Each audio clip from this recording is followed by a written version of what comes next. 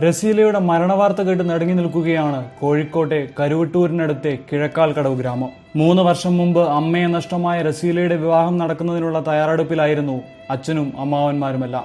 ഇതിനിടയിലാണ് മരണവാർത്ത എത്തുന്നത്.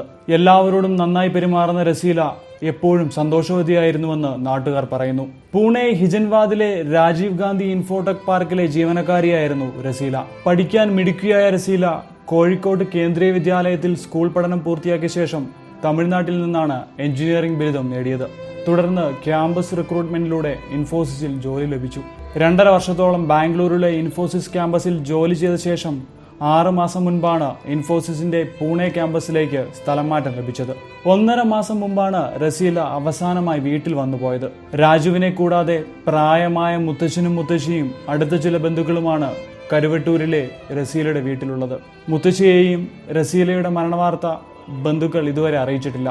കോഴിക്കോട് കുന്നമംഗലം പോലീസ് സ്റ്റേഷനിൽ ഹോംഗാർഡായി ജോലി ചെയ്യുകയാണ് റസീലയുടെ പിതാവ് രാജു.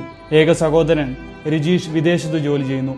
ഇന്നലെ രാത്രി 8:30യോടെയാണ് മകൾക്ക് അപകടം സംഭവിച്ചിട്ടുണ്ടെന്ന് അറിയിച്ചുകൊണ്ടുള്ള ടെലിഫോൺ സന്ദേശം റസീലയുടെ പിതാവ് രാജുവിന് ലഭിക്കുന്നത്. ഉടനെ പൂനെയിലെത്തണമെന്നും ഇതിനായി 4 വിമാന ടിക്കറ്റുകൾ തയ്യാറാക്കിയിട്ടുണ്ടെന്നും വിളിച്ചയാൾ രാജുവിനെ അറിയിച്ചു.